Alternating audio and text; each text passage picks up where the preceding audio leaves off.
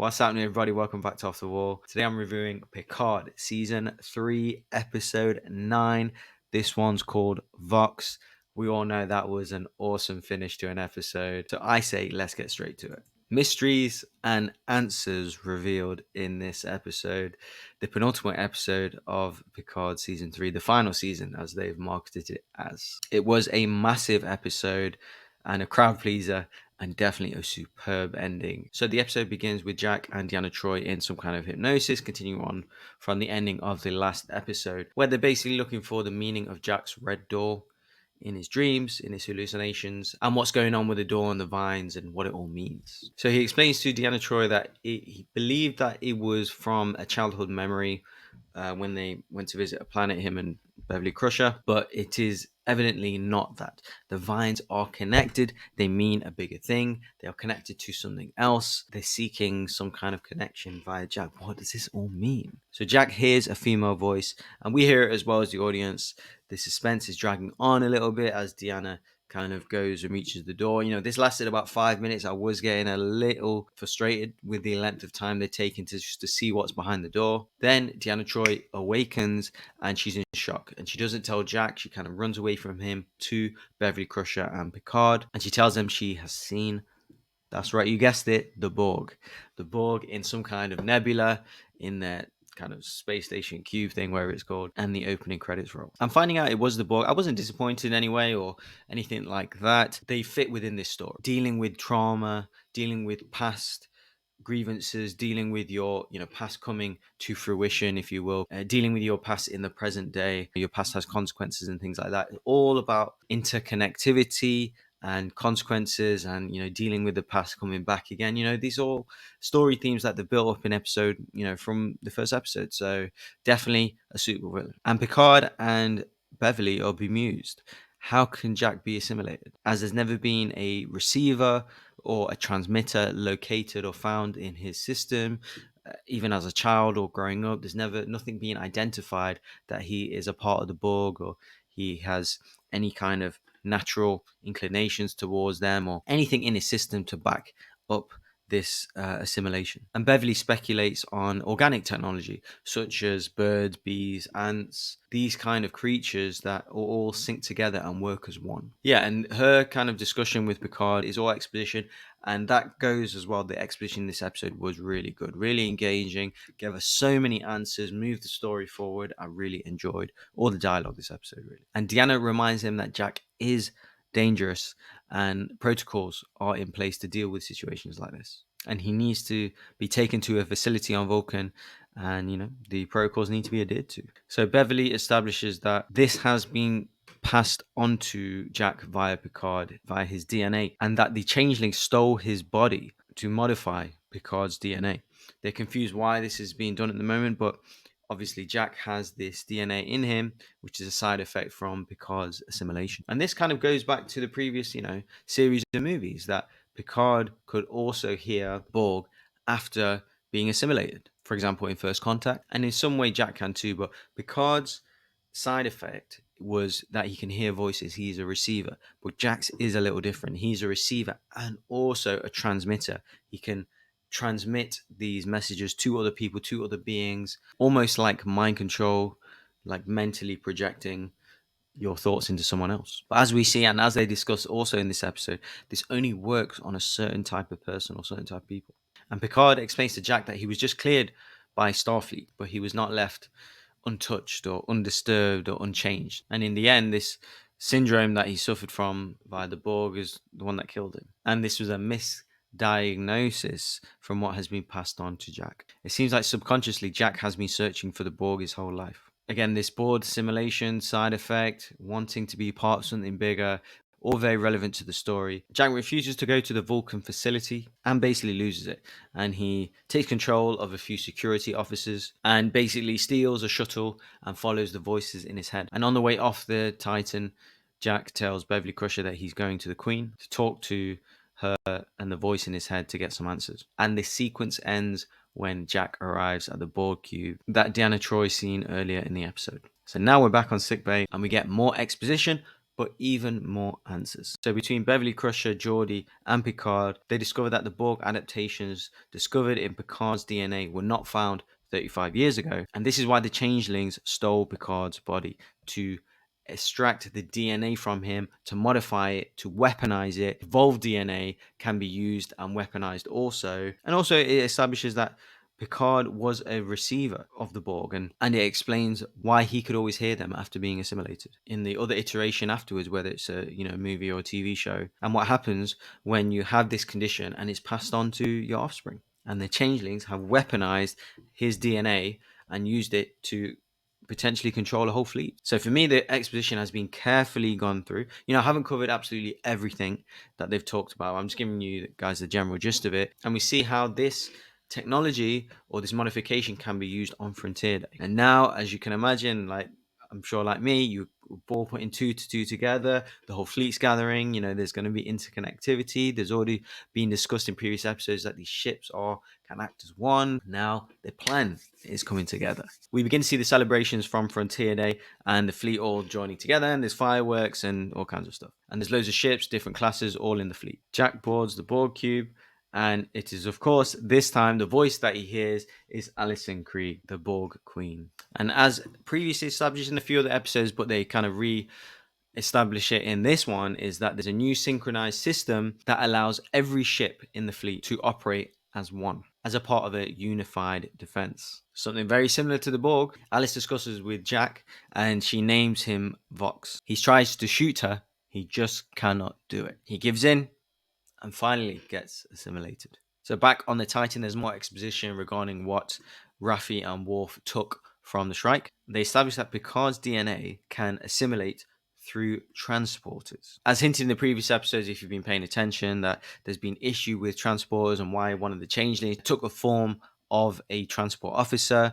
And, there's been comments about not being able to take shuttles and not not beam over because the transportation devices are very suspect, and like I said, they've been weaponized. So Picard's genetic code has been put into the transport system. So as Picard is trying to warn the fleet, they enter in some kind of formation on behalf of Frontier Day, and they begin to lose control. The Borg is now using Jack's abilities to transmit the Borg code to everyone who has used a transporter, which is basically everyone in Starfleet. So Data then explains that the Borg genetic makeup doesn't work in a certain species past a certain age. Beverly Crusher explains that their frontal lobe something stops developing after the age of 25. So basically it means that anyone under 25 is a potential victim of the Borg assimilation. So it doesn't affect the older crew members, for example, the Next Generation crew, Shaw, 7 of 9, Raffi, etc. And the younger bridge crew start to turn into zombies. Geordi is, of course, worried for his daughters. Both are then immediately assimilated. All ships realize that their crews are transitioning into Borg. Every ship is therefore taken over by the Borg. On board the bridge of the Titan, 7 of 9, Shaw and Picard exit the bridge. As Geordi tries to go get his daughters, Data explains to him they need a plan. They've already been assimilated. He establishes this. In the turbo lift, they get the message from the USS Excelsior, who did get control of their ship temporarily, but it didn't last long. They were moved to the front of the fleet, the Excelsior that was, and destroyed in front of the whole fleet. At this point, I'm honestly thinking, how the F are they going to get out of this? I mean, they've got a huge, massive threat that have literally taken over the whole of Starfleet.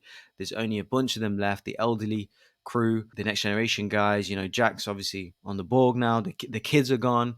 What else are they going to do? What other friends do they have left? So all the older members meet up, 7 of 9, the Next Generation crew, Raffi, Shaw, as I've just said, they're going to board a shuttle, as the shuttles are not connected to the fleet formation. Worf makes a comment about a single shuttle against an entire fleet, but Geordi has something else up his sleeve. He says, no, I have a better idea. So there's incoming phaser fire on the Titan, and basically Shaw's killed. Really bad ending for Shaw. He made such a good and important impact on the show, and especially with the Next Generation characters.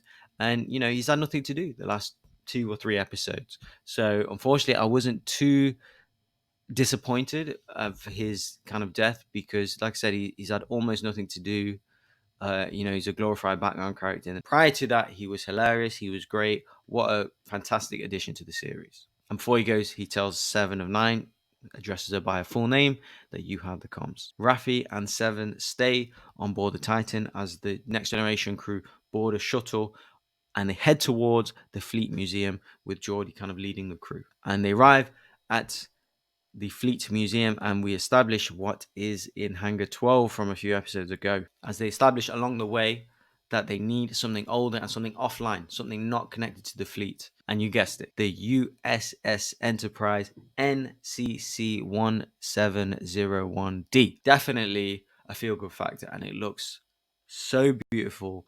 Completely shocked me. Anyway, so definitely surprised me. In the first couple of episodes, I would make an assumption that they would bring the Enterprise back. Little did I know this deep into the series, I just didn't see a possibility until they mentioned they need a ship offline, old school. Then but what a brilliant addition. Fantastic character, and it is a character to bring back, and it deserves its flowers just as much as everybody else. And Geordi explains he's been restoring the Enterprise D for the last 20 years. The crew feel emotional, and so do we. The crew then arrive aboard the bridge, and this is something that I've envisioned, pondered upon what the crew are doing now, all these adventures, what we've seen time after time, episode after episode, hours upon hours, season upon season of these guys on the bridge of the USS Enterprise D, and they're back again 35 years later. Even it looks absolutely gorgeous. Like, what fantastic set design, art direction. The lighting was brilliant as well. I've criticized some interior shots early on in this episode, early on in the season, of onboard ships, onboard vehicles, vessels, inside buildings. The Raffi and Worf stuff was terribly lit, but the lighting is absolutely gorgeous. It looks almost angelic, almost a love letter, an art piece to create the Enterprise D, and I thought it was fantastic. And it touched me really, because I'm not seeing these characters in this place for so long, and I loved it. And we hear Picard and Geordi address computer, and we hear it's the same voice, and it still thinks that Picard is a captain aboard the USS Enterprise. Picard accepts the field emotion. He addresses the crew, addresses everyone that we've been here before with this old arch enemy, this villain, and he's reluctant to ask them again for help. Riker explains, and I think he's sort of talking to the audience as well. We are involved. He's talking back to us as well, that we are the crew of the USS Enterprise. We are with you the whole way. We're here for the journey. We're here, ride or die for the Next Generation crew, Picard. And for me, I don't know, I was just daydreaming about this, and it feels like, because these were the crew of the Enterprise past the original series one, they pass the story on to these guys. Think what you think about Generations, but this is the canon in my head anyway. This is the canon from the original series, the movies, the Next Generation series, the movies. This is the original canon from the original series. So this, obviously, we've not had anything for the last 30 years or so, but this is a continuation from the originals, in my eyes anyway. That's the way I see it. So it's such a feel-good feeling to see these characters being lifted up and appreciated like this. Oh, and of course, just to be specific, Riker explains that we are the crew of the USS Enterprise, but more than that, we're your family. Troy gives a shout out to Jack, Sydney, and Alondra, and says that they're our family too. Riker with the line, John Luke, wherever you go, we go. Thank you, number one. In reply, says Picard. And the music is a joke. It's a joke how good this music is. The composer done an absolutely fantastic job, and has done since the very first episode. Brilliant, brilliant work. Everything about this scene is fantastic. Like I said, the art direction, the dialogue, the set design, the music, the lighting, the acting, big stakes involved, big risk. You feel like they may not make it out of the next episode of the season. You fear that this could be their end. It is the final season of Picard and these characters. What's going to happen? Everything's on edge, and you felt the tension, you felt the stakes. And finally, Picard is the captain of the USS Enterprise, the Enterprise D to be specific, but the first time that's happened since Star Trek Generations. They all take their familiar stations, of course. Picard asks Data to set a course for Earth, maximum warp, and it's almost that, there's been times in this series where I feel Patrick Stewart's age, particularly in his voice, very he's elderly. He always had a powerful projecting voice in the series and in the movies as well. And I felt his age. But there's nothing wrong with that. He's older. That's cool. I'm here for an old man Picard. But in the bridge here, I just felt his power. I just felt, and when he said engage, I got choked up. Yeah, I felt that old Picard again. With the whole crew. Everyone looking amazing, and I felt it. I had goosebumps. The Enterprise D blasts off at warp, and the credits roll. Almost all the series and season questions have been answered at this point. Answered in style, I must say, in a single episode. And you may or may not like the way that they've done it, to be honest. Some do, some don't. Yes, it has frustrated me the last few episodes. They have drawn it out. But overall, I have enjoyed, particularly this episode, being satisfied like this with the newer characters, the older characters, the plot, the stakes. A lot of things got answered. I can see that they tried very hard to pay it all off and to make this an absolute love letter to the fans, with the Enterprise D returning one last time to save the day. And I also, just to add a side note, I never thought they were going to clone Picard for Frontier Day. I thought that was too simplistic, and that was something that the Next Generation crew put out there. The Changelings never said that. Vadik never said that. So I knew that was a misdirect. To summarize, them modifying Picard's DNA to amplify Jack's abilities to transmit instructions was way more interesting, was way more thought out, and like I said, there's more stakes there. So it's infinitely better. If you watch the show back, this has been weaved and woven into the story since the beginning, since episode 1, and maybe even from seasons 1 or 2. Who knows? I didn't watch that. The next and final episode of Star Trek Picard is going to be a delight. How this one went down, I can't wait for the next one.